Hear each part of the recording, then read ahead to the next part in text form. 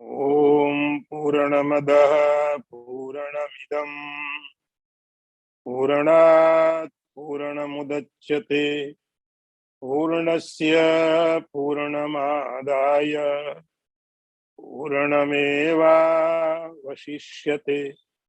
ओम शांति शांति शांति। शंकरं शंकराचार्यं केशवं वादरायणं सूत्र भाष्य कृतौ वंदे भगवन्तौ पुनः पुनः। ईश्वरो गुरुरात्मेति मूर्तिभेद विभागिने व्योमवद्व्याप्तदेहाय दक्षिणामूर्तये नमः। ओम शांति शांति शांति। प्रज्ञान घन आत्मलक्षणं सत्य सूचकम् अनौद्य औपाधिकस्यैव कथयन्ति विनाशनम्। अर्थ देखिए, प्रज्ञान घन यह आत्मा का लक्षण उसकी सत्यता का सूचक है। विज्ञजन ऐसा अनुवाद करते हैं, उपाधि कल्पित वस्तु का ही नाश बताते हैं। संवाद गुरु शिष्य के बीच में चल रहा है और गुरु ने शिष्य को बताया उस ब्रह्मज्ञानी का शरीर जैसे पेड़ के पत्ते गिर जाते हैं और हवा में कहीं भी जाते रहते हैं, उससे पेड़ को कोई फर्क नहीं पड़ता है। इसी प्रकार से उस तत्ववेत्ता का शरीर भी सूखे हुए वृक्ष की तरह कहीं भी गिर जाता है, उससे उसे कोई फर्क नहीं पड़ता है। अब सवाल ये होता है, शरीर तो समाप्त हो गया, लेकिन शरीर के पश्चात जिस आत्मा की बात कर रहे हैं, वह आत्मा शरीर के छूटने के बाद में आगे रहती है, इसका कोई प्रमाण तार्किक रूप से संभव नहीं है। तर्क के द्वारा यह सिद्ध नहीं किया जा सकता है कि शरीर छूटा तो आत्मा शेष बच गई। साइंटिफिकली भी सबूत नहीं दिए जा सकते हैं कि शरीर छूटने के बाद आत्मा बच गई। इस बात को ध्यान में रख करके यहाँ बृहदारण्यक उपनिषद का एक संवाद उठाया जो याज्ञवल्क्य और मैत्री के बीच प्रारंभ हुआ था। याज्ञवल्क्य और मैत्री के बीच जो संवाद चला, उस संवाद में याज्ञवल्क्य ने मैत्री को बोला, ये आत्मा क्या है? प्रज्ञान घन है।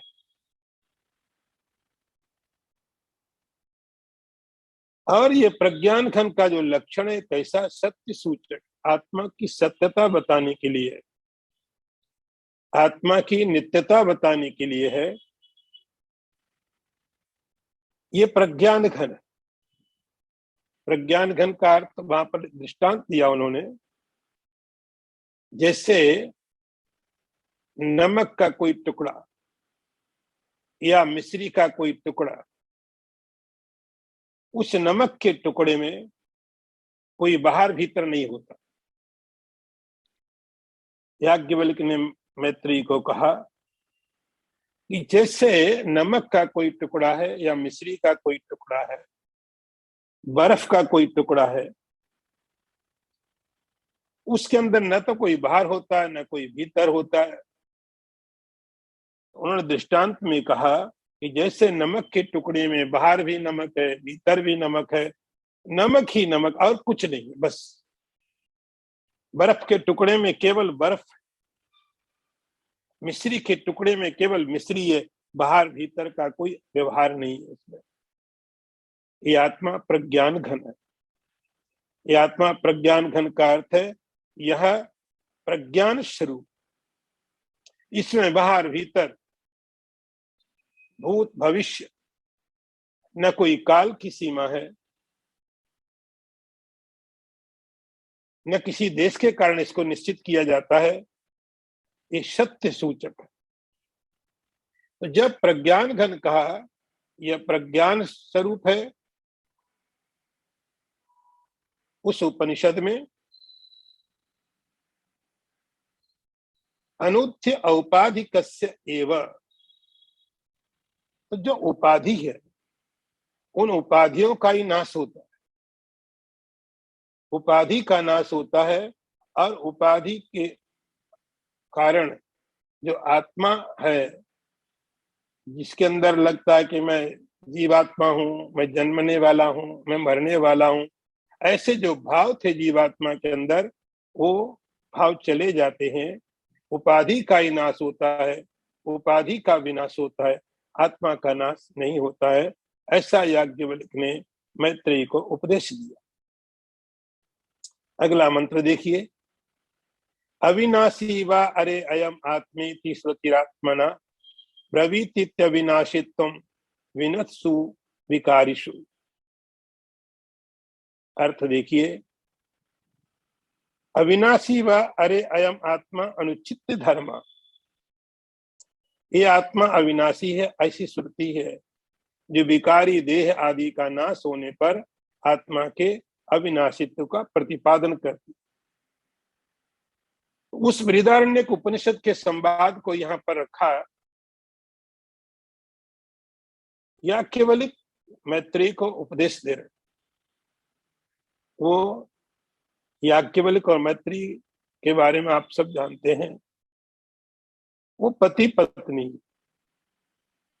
और पति पत्नी के बीच में ऐसा अद्भुत संवाद हो, ये बहुत कम होता है। पति पत्नी के बीच में ऐसा अद्भुत संवाद बहुत रेयर है। तो वहां पर जब प्रज्ञानम घन की बात की, तो मैत्रेयी ने याज्ञवल्क्य को बोला, आप मुझे क्यों ब्रह्म क्यों डाल रहे हो ब्रह्म में? जैसा अर्जुन भगवान को कहता है, भ्रमति बच्चे में मना, मेरा मन भ्रमित हो रहा है। और आप कभी कहते हो ज्ञान योग अच्छा है, कभी कहते हो कर्म योग अच्छा है, तो ऐसा भ्रम क्यों पैदा मेरे मन में करते हो? इस साधक के मन में चीजें आ जाती है, क्योंकि पहले से कुछ धारणाएं अलग से होती हैं, कुछ सोच अलग होती है, लेकिन जब कोई गुरु, कोई मास्टर उसको अलग चीज बताता है जो उसके विचार के हिसाब से नहीं होती है, तो भ्रम पैदा होते हैं, संशय पैदा होते हैं, सवाल उठते हैं। ऐसे ही मैत्रेयी ने वहां सवाल किया, उसके उत्तर में याज्ञवल्क्य ने कहा, मैत्रेयी अविनाशी व अरे अयम आत्मा अनुचित धर्म। हे मैत्रेयी, ये आत्मा अविनाशी, इसका नाश होना इसका धर्म नहीं है, विनाश होना इसका धर्म नहीं है। और ये जहां पर प्रकट हो रही है वो विनाशी। प्रकट कहां हो रही है? शरीर में। शरीर में आत्मा का आप अनुभव करते, मनुष्य शरीर में, पशु शरीर में, पक्षी शरीर में, तो आप शरीरों में आत्मा का अनुभव करते। तो आत्मा का प्रकट होने का माध्यम शरीर है। ये शरीर कैसा? विनाश होने वाला, विनाश होने वाला है। और कैसा है? विकारी है। तो समस्त शरीरों के अंदर में आत्मा प्रकट हो रहा है। वो आत्मा जहां प्रकट हो रहा है वो शरीर विकारी है। जैसे आपकी इलेक्ट्रिसिटी अनेक अनेक प्रकार के यंत्रों में अपने को प्रकट करती, कहीं पर वो साउंड के रूप में होती है, कहीं लाइट के रूप में होती है, कहीं हीटिंग होती है, कहीं कूलिंग होती है। तो इलेक्ट्रिसिटी अनेक अनेक यंत्रों के माध्यम से जैसा यंत्र होता है वैसा अपने को प्रकट करता है। लेकिन यदि कोई यंत्र खराब हो जाए तो यंत्र के खराब होने से इलेक्ट्रिसिटी थोड़ी खराब हो जाती है। वो पावर वैसे ही अभी भी है। आप यंत्र बदलो, यही काम होने लग जाएंगे। विनत्सु विकारशु, ये जो शरीर है वो विकारी है, विनाशशील है। इस विकासशील विनाशी शरीर के अंदर में अविनाशी आत्मा रहती। अविनाशित्व ब्रवीति श्रुति आत्मना, आत्मा का अविनाशित्व श्रुति बताती है। और जो हम देखा करते हैं, शरीर देखते हैं, ये कैसे होते हैं? विनाश होने वाले हैं और विकारी। लेकिन इनमें रहने वाला, इसमें दिखने वाला जो आत्मा है, न विकारी है न विनाश होने वाला है। ऐसा याज्ञवल्क्य ने मैत्रेयी को कहा, अविनाशी व अरे अयम आत्मा अनुचित धर्म। ये आत्मा अविनाशी है, इसका धर्म है, इसका नाश नहीं होता है। अगला मंत्र देखिए। पाषाण वृक्ष तृणधान निकटम पराद्यः दग्धा भवन्ति ये मृदेव यथा तथैव देहेन्द्रियस्सु मन आदि समस्त दृश्यम ज्ञानाग्निदग्धमुपयाति परात्म भावम्।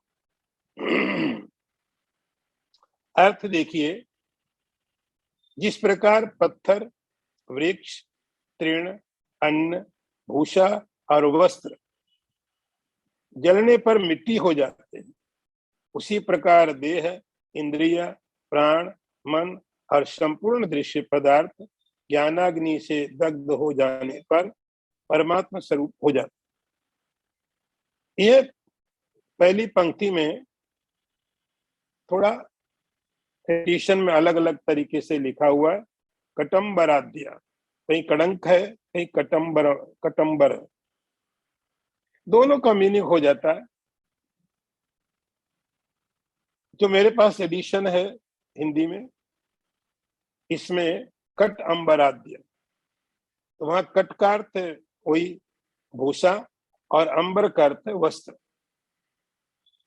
तो आपको समझना क्या है कि जिस प्रकार पत्थर, वृक्ष, तृण, अन्न, भूषा और वस्त्र, ये सब अलग अलग पदार्थ हैं, अलग अलग प्रकार के पदार्थ हैं।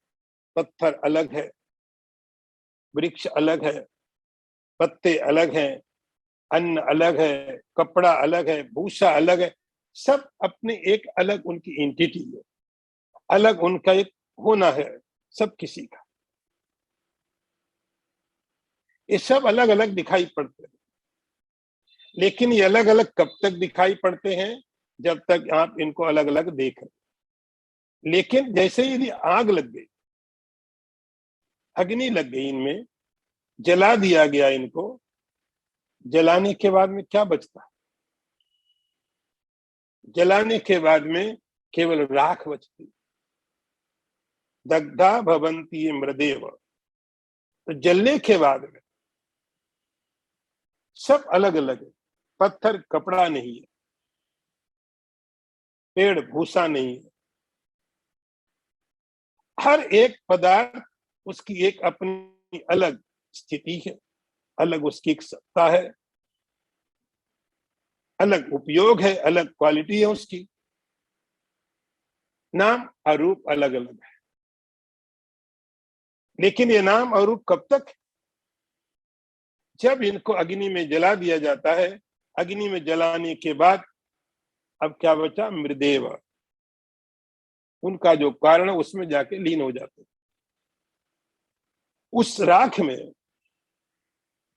अब न कोई पत्थर है, न कोई पेड़ है, न कोई अन्न है, न कोई कपड़ा है, सब एक राख हो जाता और कुछ नहीं बचा, केवल एकमात्र राख हो।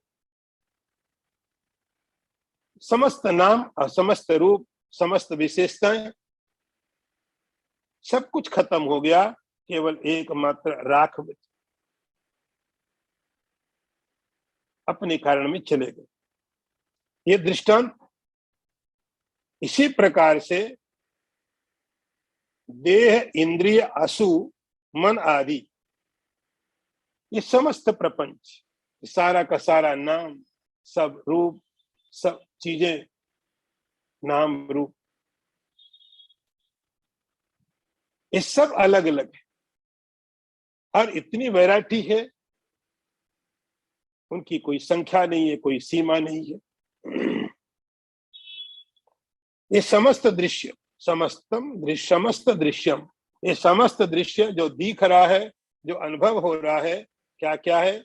देह, इंद्रिय, प्राण, मन, उसको लेकर के समस्त यूनिवर्स, सूर्य, चंद्रमा, अग्नि, पंच महाभूत और जो कुछ भी आप समझ सकते, जितना भी दृश्य प्रपंच। तुलसीदास जी ने एक बड़ी अच्छी बात लिखी। राम को लक्ष्मण को बताते हुए राम ने कहा, गो गोचर जहां लग मन जाई, सो सब माया जानो भाई। जहां तक मन जाता, जहां तक इंद्रियां देख सकती, अनुभव कर सकती, जो कुछ भी दृश्य है, सब मिथ्या है, झूठ है, माया है। समस्त नाम, समस्त रूप, समस्त प्रपंच ज्ञानाग्नि दग्धम। तो जैसे अग्नि में जलने के बाद में आप पत्थर को देखो, आप अग्नि में जलने के बाद कपड़े को देखो, राख सबकी एक हो जाएगी, राख में कोई नाम नहीं बचेगा, कोई रूप नहीं बचेगा, केवल एक राख बचेगी। ऐसे ही समस्त प्रपंच, जिसमें अनंत अनंत प्रकार की सब नाम रूप की स्थितियां हैं, लेकिन ज्ञानाग्नि दग्ध, ज्ञान की अग्नि के कारण सब जल गए। ज्ञानाग्नि दग्ध। ज्ञान कौन सा? आत्मज्ञान, ब्रह्म ज्ञान। सर्वम खलु इदम ब्रह्म, इस प्रकार का ज्ञान। प्रज्ञानम ब्रह्म, इस प्रकार का ज्ञान। तो जब सब जगह में यह ज्ञानाग्नि दग्धम, तो सारा का सारा प्रपंच, सारा का सारा दृश्य, समस्त प्रपंच जल गया। जल गया का अर्थ क्या हुआ? अपने कारण में चला गया। इन सब का कारण क्या है? इनका कारण भी, जैसे पेड़ पौधे पत्थर, इसका कारण मिट्टी है। अर्थ मिट्टी, पृथ्वी, पृथ्वी में चले जाते हैं। आप लय के क्रम को देखोगे तो पृथ्वी जल में चली जाती है। क्रम से सब को एक लेखा क्रम है प्रलय के समय में। लेकिन इस ब्रह्म ज्ञान के बाद में ज्ञानाग्नि दग्ध, ज्ञान की अग्नि हुई। और अग्नि कैसी है? सर्वम खलु इदम ब्रह्म। जो कुछ भी दिखाई पड़ता, इदम, जो आपका अनुभव हो रहा है, जिसको आप देख पा रहे हो, आपके अनुभव का विषय है, वो सब इदम है। और सब इदम क्या है? एकमात्र ब्रह्म। अच्छा, इसका अर्थ ऐसा नहीं कि सामने जो कुर्सी पड़ी, कुर्सी खत्म हो जाएगी, सामने जो बिल्डिंग खड़ी हो, बिल्डिंग टूट पड़ेगी। लेकिन जो ज्ञानाग्नि, उस ज्ञानाग्नि के द्वारा अब बिल्डिंग की जो असलियत है, बिल्डिंग, सारा प्रपंच जिसके ऊपर है, वो दिखाई पड़ने लग गया। और वो क्या है? ब्रह्म। तो उस ज्ञानाग्नि के द्वारा क्या निवृत्त कर दिया जाता है? नाम को, रूप को। सत चिद आनंद तो वैसे रहता है। जब आपने दृग दृश्य विवेक पढ़ा था, उस दृग दृश्य विवेक में बहुत अच्छी बात आपने सुनी थी कि ब्रह्म के तीन रूप है, सत चित आनंद। लेकिन दो रूप उस पर कल्पित हो जाते हैं, नाम और रूप। केवल जब ब्रह्म को पहचान लिया तो दो चीजें हट गई उसमें से, नाम और रूप, सत चित आनंद। अब उसकी जो सही स्थिति है उसमें पाणु पड़ने लगते हैं। ये हुई ज्ञानाग्नि। इस ज्ञानाग्नि से सब कुछ दल जाता है, परमात्मा भावम उपयाति, और वह परमात्मा भाव को प्राप्त करता है। सर्वम खलु इदम ब्रह्म, सर्वम खत्म हो जाता है, इदम खत्म हो जाता है, केवल एकमात्र ब्रह्म ही बचता है। आगे अर्थ देखिए, आगे मंत्र देखो। विलक्षणम यथाध्वांतम लीयते भानु तेजसी, तथैव सकलम दृश्यम ब्रह्मणि प्रविलीयते।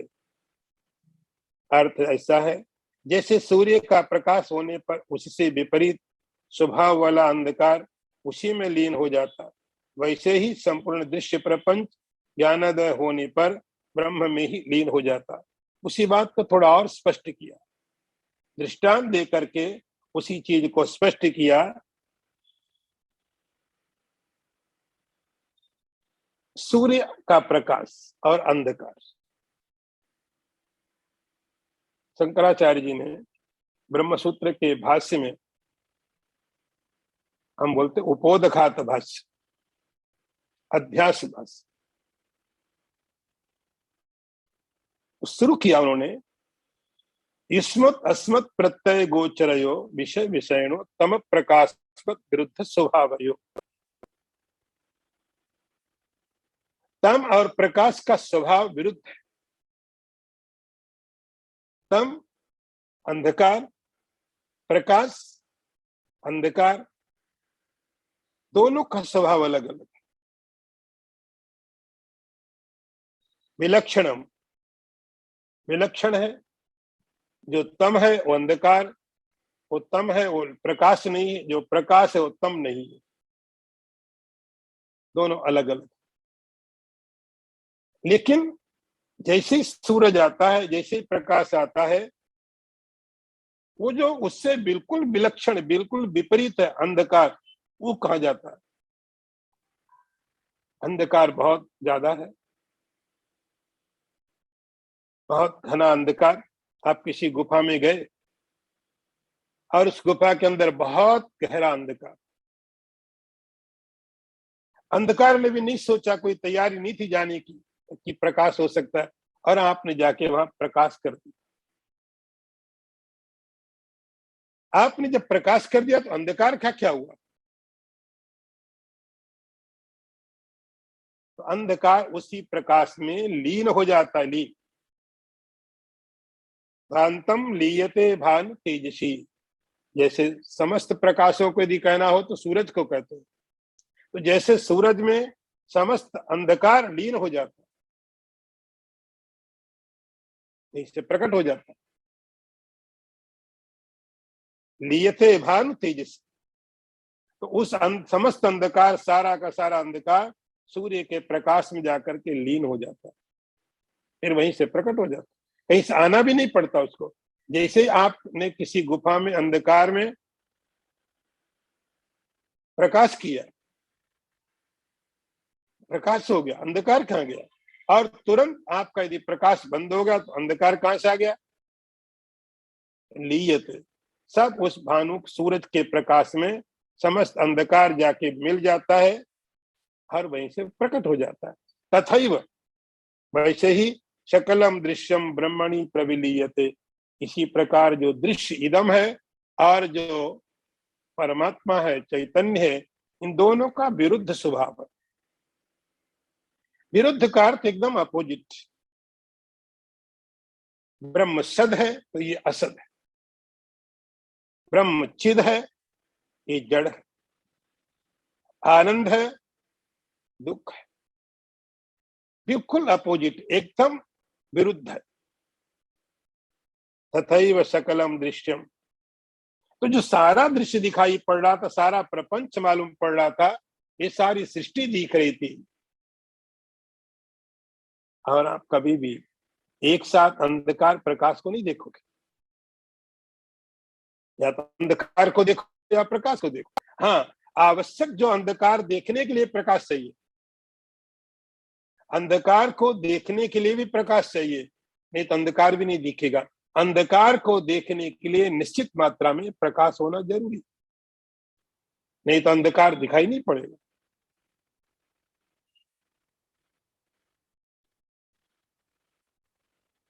दोनों का स्वभाव विरुद्ध है, एक साथ प्रकाश और अंधकार नहीं दिखाई पड़ते हैं। ऐसे ही विरुद्ध स्वभाव वाले एक साथ में इदम, जगत और वो परमात्मा दोनों एक साथ नहीं दिखाई पड़ते। दोनों को एक साथ अनुभव करना संभव नहीं। या जगत का अनुभव करो या ईश्वर का अनुभव करो, या तो ईश्वर का आपका अनुभव झूठा होगा। आप कहते रहोगे ईश्वर व्यापक है, सर्वत्र है, लेकिन झूठ होगा, बोलना होगा केवल, अनुभव नहीं कहेगा आपका। अनुभव तो आपको ईश्वर को कहीं बैकुंठ में रख देगा, परमात्मा है बैकुंठ में बैठा, यहाँ तो सब सृष्टि। तो या ईश्वर का अनुभव होगा या जगत का अनुभव होगा, दोनों का अनुभव एक साथ नहीं होगा। दृश्यम ब्रह्मणि प्रविलीयते, शंकराचार्य बोलते हैं ये सारा का सारा दृश्य उस ब्रह्म में जाके लीन हो जाता है। या तो दृश्य को देखो या दृष्टा को समझो। अगला मंत्र देखिए, घटे नष्टे यथा व्योम व्योमैव भवति स्फुटम तथैव उपाधि विलय ब्रह्मैव ब्रह्मवित् स्वयं। अर्थ देखिए, घड़े के नष्ट होने पर जैसे घटाकाश महाकाश ही हो जाता है, वैसे ही उपाधि का लय होने पर ब्रह्मवेत्ता स्वयं ब्रह्म ही हो जाता है। एक और दृष्टांत, क्योंकि विषय इतना कठिन है समझने में, भाषा में नहीं, शब्दों में नहीं। शब्द आसान है, भाषा शंकराचार्य ने बहुत आसान कर दी, लेकिन जो विचार है उसको पहचाना आसान नहीं। इसलिए हर एक जगह बार बार दृष्टांत दिए जा रहे हैं। और वेदांत का बहुत ही प्रसिद्ध दृष्टांत है घटाकाश। घटाकाश, घटे नष्टे यथा व्योम। तो घड़े के अंदर जो एक आकाश, ये घड़े के अंदर आकाश कब हुआ? घड़े के अंदर आकाश पैदा कब हुआ? हमने तो घड़ा बनाया, आकाश थोड़ी बनाया। तो घड़े के अंदर में आकाश पैदा हुआ नहीं, आकाश पहले से ही था, सब जगह था, हमने केवल घड़ा बनाया। और हमने जब घड़ा बनाया उसके अंदर में जगह है घटाकाश। तो किसी भी तरीके से हमने घड़े के अंदर में आकाश को भरा नहीं। उस घड़े के अंदर से आप आकाश निकाल नहीं सकते हो। आप वायु को निकाल सकते हो, लेकिन आप आकाश को नहीं निकाल सकते। तो घड़े के अंदर में आकाश को न तो भरने का कोई तरीका है, न घड़े के अंदर से आकाश को निकालने का कोई तरीका है, क्योंकि घड़ा आकाश आपकी क्रिया से अलग है। आपने घड़ा बनाया, घड़े के अंदर आकाश को नहीं बनाया। फिर घड़ा टूट गया। तो घड़े के बनने के पहले आकाश था, घड़ा आया, उस घड़े ने आकाश को थोड़ा सीमित करने की कोशिश की, लेकिन घड़ा तो टूटेगा। टूटने के बाद उस घड़े में होने वाले आकाश का क्या हुआ? व्योम एव भवति। तो घड़े के अंदर में जो बर्तन के अंदर आकाश था वो आकाश हो गया। आकाश हो गया ऐसा कहना भी आपको केवल समझने के लिए कहना पड़ता। आकाश हो गया का क्या मतलब? आकाश हो गया, पहले कुछ और था, अब कुछ और हो गया। लेकिन भाषा के लिए कहने के लिए ऐसे शब्दों का प्रयोग करना पड़ता है कि वह आकाश हो गया। बस आप ये कह सकते उपाधि टूट गई। इसी प्रकार तथैव उपाधि विलय, ऐसे ही इस शरीर एक घड़ा है। शरीर को इसलिए घट कहते, संस्कृत में इसको घट कहा जाता है। जैसे घड़ा के बनने के पहले में भी आकाश था, टूटने के बाद में भी आकाश है। उसमें कोई विकार नहीं, उसमें कोई दाग नहीं पड़ा, कोई निशान नहीं आया घड़े की सत्ता का, घड़े के बनने का, घड़े के मिटने का। आकाश में कोई भी कहीं पर भी कोई दाग नहीं आया। आप उस दाग को देख के नहीं कह सकते घड़ा यहां पर बना था, कोई दाग नहीं आया। कोई बहुत बड़ी बिल्डिंग खड़ी थी, बिल्डिंग टूट गई, कोई निशान छोड़ के नहीं जाएगी आकाश में। आकाश में कोई निशान नहीं पड़ा होगा कि ये बिल्डिंग का निशान है।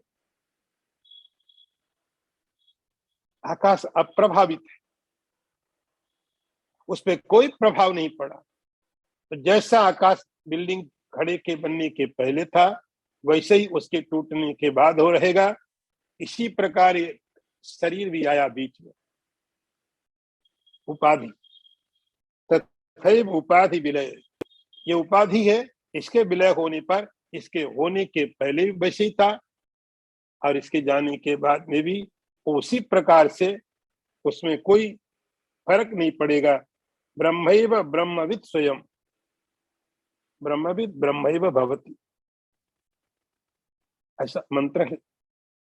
ब्रह्मविद ब्रह्मैव भवति, ब्रह्म को जानने वाला ब्रह्म हो जाता है। तो ऐसा नहीं कि पहले कुछ और था फिर कुछ बदल के हो गया। जैसे आकाश के होने के पहले भी, घड़े के होने के पहले में भी आकाश वैसे ही था, घड़े के टूटने के बाद में भी आकाश वैसे ही रहेगा। बस घड़ा आया और चला गया। ऐसे ही शरीर की उपाधि आई और चली गई, उसमें कोई निशान छोड़ के नहीं जाता। अगला मंत्र देखिए। क्षीरम क्षीरे यथा क्षिप्तम, तैलम तैले जलम जले, संयुक्तमेकतां याति तथा आत्म आत्मविन मुनि। अर्थ देखिए, जैसे दूध में मिलकर दूध, तेल में मिलकर तेल, जल में मिलकर जल एक ही हो जाते हैं, वैसे ही आत्मज्ञानी मुनि आत्मा में लीन होने पर आत्मस्वरूप हो जाता। और दृष्टांत देखो, क्षीरे क्षीरम, दूध में आपने दूध डाल दिया,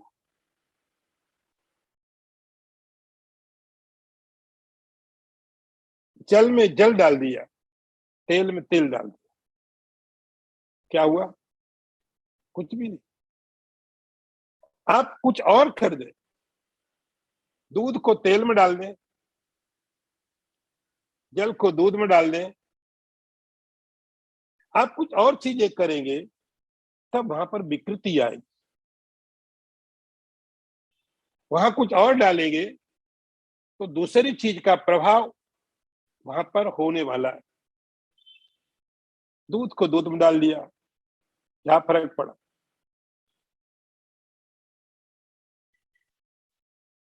कोई फर्क नहीं पड़ा।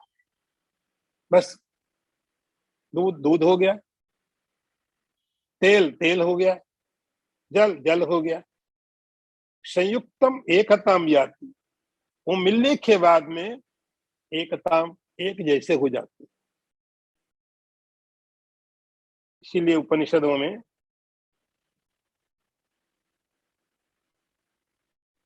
कठोपनिषद में भी आपने सुना, यमराज नचिकेता को कहते हैं आत्मा भवति गौतम।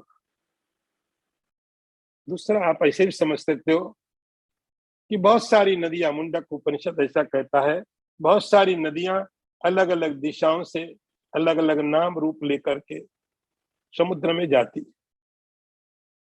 उनके नाम अलग हैं, उनकी दिशाएं अलग हैं, उनके उद्गम के स्थान अलग अलग है। बहुत प्रकार की नदियां अपने सोर्स से निकल करके समुद्र की तरफ जाती। समुद्र में मिलने के बाद नाम रूपम विहाय, उनका नाम उनका रूप सब समाप्त हो जाता है। अब कोई समुद्र में मिलने के बाद में गंगा कोई गंगा नहीं बचती है, नर्मदा कोई नर्मदा नहीं, यमुना कोई यमुना नहीं है, कोई नदी कुछ नहीं बचता है। नाम रूप समाप्त होके केवल एक जल राशि बनती है। तो सब जल में जल मिलने के बाद उस जल के ऊपर कोई फर्क नहीं पड़ता, क्योंकि पहले से ही जल था। तो क्षीरम खीरे, दूध में दूध मिला दो, पानी में पानी मिला दिया, तेल में तेल मिला दिया, एक रूप हो जाते हैं। किसी प्रकार से कोई विकार नहीं, किसी प्रकार से कुछ भी वहां पर फर्क नहीं पड़ता। ऐसे ही तथा आत्मविन मुनि याति, आत्मवेत्ता, आत्मवेत्ता जो मुनि है, मुनि साधक ब्रह्मज्ञानी हो गया अभी तो ये। आत्मविन, आत्मा को जानने वाला आत्मज्ञानी क्या होता है?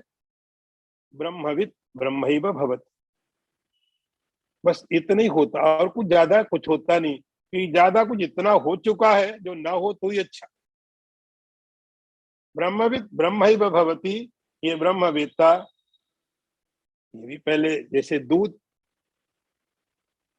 को भी दूध मिला दिया, ऐसे ही इस शरीर के अंदर में एक जो आत्मा थी, जो शरीर के कारण सीमित मालूम पड़ रही थी, जीवात्मा के रूप में आप समझ लो, सीमित आत्मा कह लो, ये आत्मा थी। इसके बहुत सारे नाम पड़ गए, जीवात्मा बोलो, परमा, इसको पापात्मा बोलो, पुण्यात्मा बोलो, बहुत से नाम पड़ गए। लेकिन उस आत्मज्ञान होने के पश्चात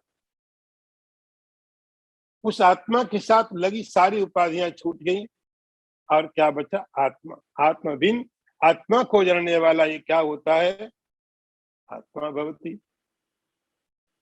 बस हो गया, कुछ हुआ नहीं।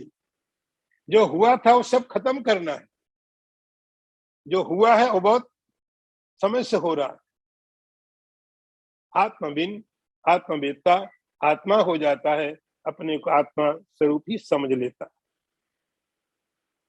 अगला मंत्र देखिए, एवं विदेह कैवल्यम सन्मात्रत्वम अखंडितम ब्रह्म भावम प्रपद्येश यतिर्ना वर्तते पुनः।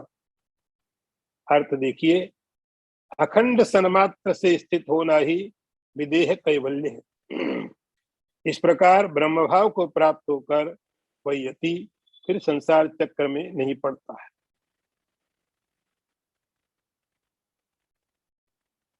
गुरु शिष्य को पूरी की पूरी प्रक्रिया के बारे में बताते हैं। जब तक शरीर था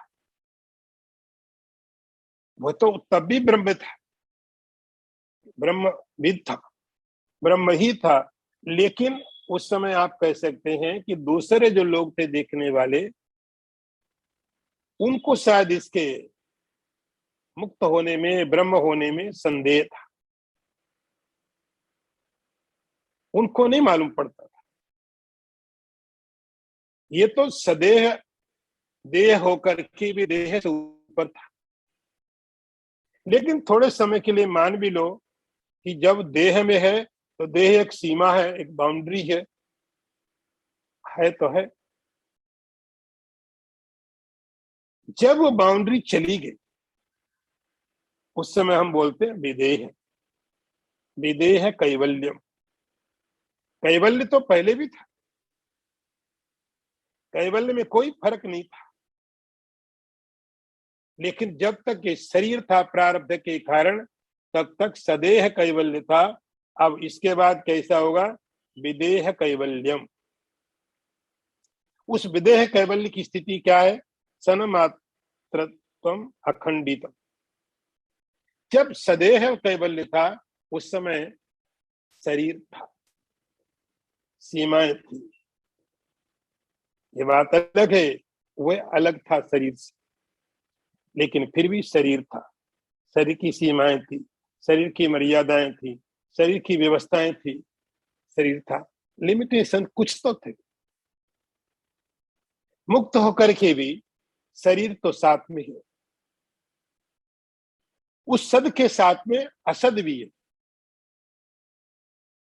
लेकिन वैदेह विदेह कैवल्य में क्या है? सन्न मातृत्व अखंडित। विदेह कैवल्य का अर्थ हुआ एकमात्र सद है। असत की पूरी तरह से निवृत्ति हो गई। सन मात्रम, सन मात्र का अर्थ केवल सद, और कुछ भी नहीं। ऐसा सद जो अखंड है, कि शरीर के साथ जब सद होता है तो सद तो तब भी अखंड था, लेकिन शरीर अखंड नहीं रहेगा, शरीर तो खंडित हो जाएगा।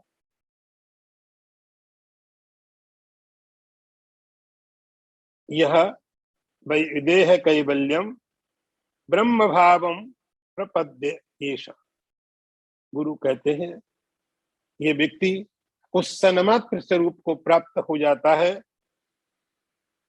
और सन्मात्र स्वरूप को प्राप्त होने के पश्चात यतिर्न आवर्तते पुनः।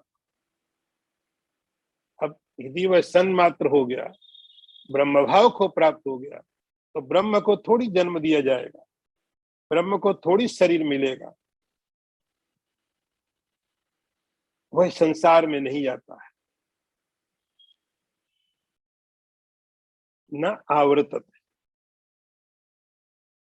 जैसे देह छूटा तो देह पूरी तरह से छूट गया। अज्ञानी का देह पूरी तरह छूटता नहीं। बस मृत्यु क्या करती है? आपको एक फ्रेश शरीर दे देती। अब ये शरीर ढोना बहुत मुश्किल का काम होता है, कभी यहाँ दर्द कभी वहां दर्द। ये तो मृत्यु का उपकार है। यदि आदमी 1000-2000 साल जिए, सारे शरीर में दर्द भरा हुआ है, मर भी न पाए, लेकिन दर्द सब जगह है। आंखों से दिखाई नहीं पड़ता है, कानों से सुनाई नहीं पड़ता है, सब जगह दर्द है। खुद ही आदमी बोलेगा अरे अब तो खत्म करो कहानी। मृत्यु का उपकार होता है। गीता में भगवान कहते हैं वासांश जीर्णानी। ये तो उपकार मृत्यु देवी का है। पुरानी चीज लेकर के और एक नया शरीर दे दिया। ये तो मृत्यु देवी का उपकार है। पुराना लेकर के नया दे दिया।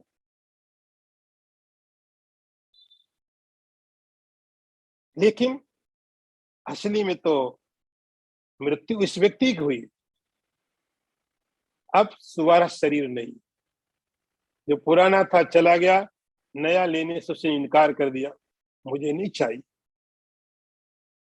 इस संसार चक्र से वह छूट जाता है। अगला मंत्र देखिए। सदात्मैकत्व विज्ञान दग्धा विद्यादि वर्ष्मणा अमुष्य ब्रह्मभूतत्वात् ब्रह्मणा कुत उद्भवः। अर्थ देखो, ब्रह्म और आत्मा के एकत्व ज्ञान रूप अग्नि से अविद्याजन्य शरीर आदि उपाधि के दग्ध हो जाने पर वह ब्रह्मवेत्ता ब्रह्म रूप ही हो जाता है। और ब्रह्म का फिर जन्म कैसा? ये बात आपको कई बार मैंने भी खूब रिपीट की है, और वेदांत में आपको बार बार ये बात भगवती श्रुति बहुत बार बताती रहती है। जो महत्वपूर्ण बात क्या है? सद आत्म एकत्व विज्ञान। आत्मा को और ब्रह्म को एक समझना, ब्रह्म को ब्रह्म समझना, आत्मा को आत्मा समझना, वो वाली बात ज्यादा उपयोगी नहीं। आपने जान लिया कि परमात्मा में बहुत शक्ति है, मरता नहीं है, अनंत शक्ति संपन्न है, संसार को बना सकता, बिगाड़ सकता। इससे आपको क्या मतलब? आपको क्या मिला? आपकी भूख थोड़ी उससे मिटेगी कि किसी के पास बहुत सारा भोजन है, आपको फर्क क्या पड़ेगा? कि किसी के पास बहुत भोजन भरा हुआ है, आपको क्या मिला? आपको खाने को नहीं मिलेगा, आपकी भूख नहीं मिटेगी।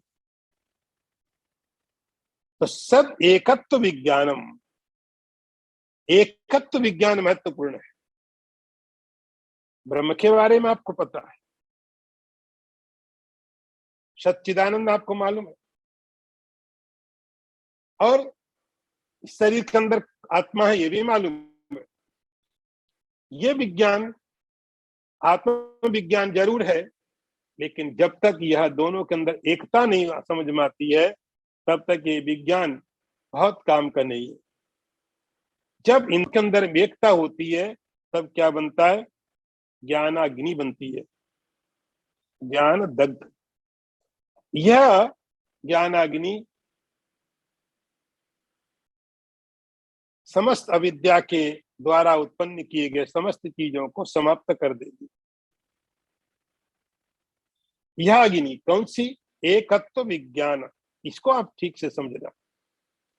एकत्व विज्ञान, ब्रह्म को ब्रह्म समझ लिया, आत्मा को आत्मा समझ लिया, ब्रह्म वैकुंठ में बैठा, आत्मा शरीर में बैठी, इससे कोई बहुत फर्क नहीं पड़ेगा। ये तो बहुत पहले से मालूम है, ये तो बहुतों को मालूम है। फर्क क्या पड़ेगा?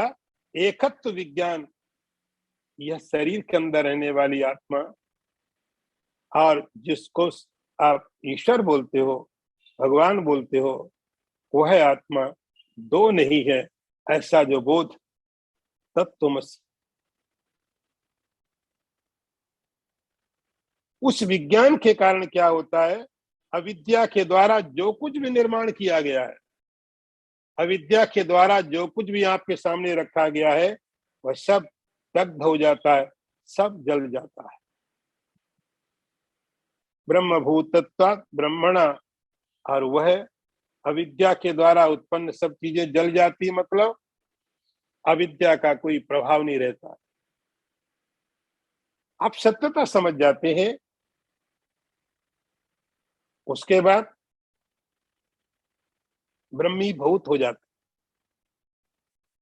और ब्रह्म होने के बाद कुतः उद्भवा, ब्रह्म की उत्पत्ति कैसे होगी? उत्पत्ति होने वाला ब्रह्म कैसा?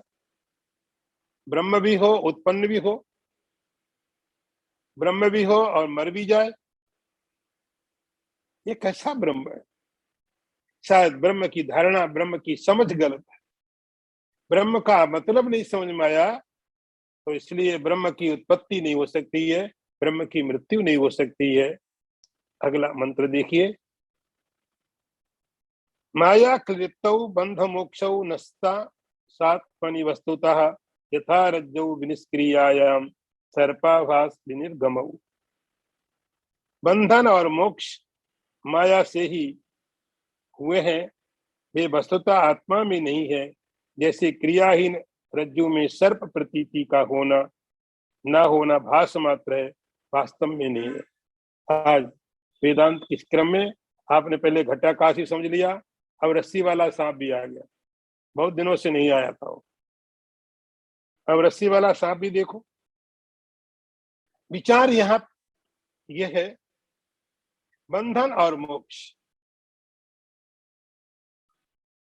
बहुत अद्भुत दृष्टांत है, अद्भुत वेदांत का चिंतन है। पहले आपको शुरू में साधक को कहा जाता तुम मुमुक्षुता लाओ, मुमुक्षुता मोक्ष को प्राप्त करने की। अब कहा जा रहा है मोक्ष कोई चीजें नहीं, अलग अलग स्तर, अलग अलग लेवल है, अलग अलग कैटेगरी। इसको यहाँ वेदांत में अध्यारोप और अपवाद दो शब्दों का प्रयोग किया जाता है। अध्यारोप और अपवाद, पहले आप आरोप करो, फिर उसको हटाओ। पहले कहा जाएगा मोक्ष की प्राप्ति के लिए आपको ये करना है, वो करना है। अब कहा जाता है मोक्ष किसका? अरे कोई बंधन हो तब तो छूटेगा। मोक्ष का मतलब होता है कि पहले बंधन था और फिर आपने बंधन को तोड़ दिया, अब आप मुक्त हो गए, बंधन था ही नहीं। तो मोक्ष कैसे होगा? ये तो सब माया के अज्ञान की लीला है। माया क्लिप्त बंध मोक्ष। बंधन किसका? शरीर का कोई बंधन नहीं, मन का कोई बंधन की बात थोड़ी आप करते कि शरीर को मुक्त करना है। मोक्ष की बात होती किसके मोक्ष? शरीर के मोक्ष की बात नहीं करते कि शरीर को मोक्ष दिलाना है, मन को मोक्ष दिलाना है, बुद्धि को मोक्ष दिलाना है। मोक्ष की बात किसकी होती? आत्मा की। आत्मा को मोक्ष प्राप्त होगा, आत्मा को मोक्ष प्राप्त होगा। इसका अर्थ होगा आत्मा पहले बंधन में थी, अब आत्मा को मोक्ष मिला। ये कैसी आत्मा जो बंधन में होती? ये आत्मा नहीं हो सकती। आत्मा की समझ ही गलत है, आत्मा के बारे में विचार ही गलत किए हुए हैं। माया ने एक ऐसा प्रोजेक्शन डाल दिया, माया ने एक ऐसा विचार डाल दिया कि तुम बंधन में हो और तुम मुक्त हो जाओगे। शंकराचार्य जी बोलते हैं, माया कृतौ बंध मोक्षौ न सतः स्वात्मनि वस्तुता। आत्मा कभी भी बंधन में था ही नहीं। शरीर बंधन में हो नहीं सकता, उसकी मुक्ति नहीं। आत्मा बंधन में हो नहीं सकता है। माया का प्रभाव देखो, माया की महिमा देखो। ये माया की लीला है। आपको लगता है अभी हम बंधन में है और ब्रह्म ज्ञान होने के बाद मुक्ति प्राप्त हो जाएगी। असत विचार है, माया की लीला है। दृष्टांत समझो, यथा रज्जौ विनिष्क्रियायाम, जैसे रस्सी, रस्सी क्रियाहीन है, उसमें कोई एक्टिविटी नहीं है। अज्ञान के कारण उसमें सर्प दिखाई पड़ा, सर्प दिखाई पड़ा। सर्प तो एक्टिव है, सर्प में क्रियाएं हैं। उस निष्क्रिय रस्सी के ऊपर में सक्रिय सांप का दिखाई पड़ना एक ही कारण है, और वो अविद्या, भ्रम, सर्प आभास। सर्प का आभास है, वहां पर सर्प हो नहीं सकता है। निष्क्रिय में सक्रिय कैसे होगा? इसीलिए बंधन और मोक्ष, माया में न कोई बंधन है, नया माया, आत्मा में न कोई बंधन है, आत्मा में न कोई मोक्ष। अगला मंत्र देखिए, आवृते सदसत्वाभ्याम वक्तव्ये बंध मोक्षणे नावृत्तिर ब्रह्मणा काचित अन्य भावात् अनावृतम यद्यस्य अद्वैत हानि साद्वैतम नो सहते श्रुति। अर्थ देखो, अज्ञान की आवरण शक्ति के रहने और न रहने से क्रमशः बंध और मोक्ष कहे जाते हैं। ब्रह्म का कोई आवरण नहीं हो सकता है, क्योंकि उसमें अतिरिक्त, उसके अतिरिक्त और कोई वस्तु है ही नहीं, अतः वह अनावृत है। यदि ब्रह्म का भी आवरण माना जाए, अद्वैत सिद्ध नहीं हो सकता है, और श्रुति को द्वैत स्वीकार नहीं।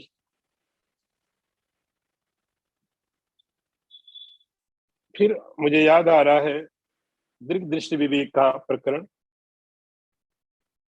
दृग दृश्य विवेक में लिखा था, आपने पढ़ा कि माया की दो शक्तियां होती है। माया के पास दो प्रकार के पावर होते, दो तरह की शक्ति होती माया। एक होती है आवरण शक्ति, दूसरी होती विक्षेप शक्ति। आवरण शक्ति और विक्षेप शक्ति। तो माया की आवरण शक्ति और विक्षेप शक्ति क्या करते हैं? यहां पर आवरण शक्ति, आवरण शक्ति क्या करती है? ढक देती। आवृते सद असत्वाभ्याम वक्तव्ये बंध मोक्षणे। हम बंधन और मोक्ष कब बोलते? जब माया की आवरण शक्ति उसको ढक देती तब बोलते बंधन है, और जब उसको हटा दिया तो बोलते मोक्ष। माया की जो आवरण शक्ति है, उस आवरण शक्ति से जब अपना स्वरूप ढका हुआ होता है तब बोलते हम बंधन में है। और जब आवरण शक्ति हट गई हम बोलते मोक्ष।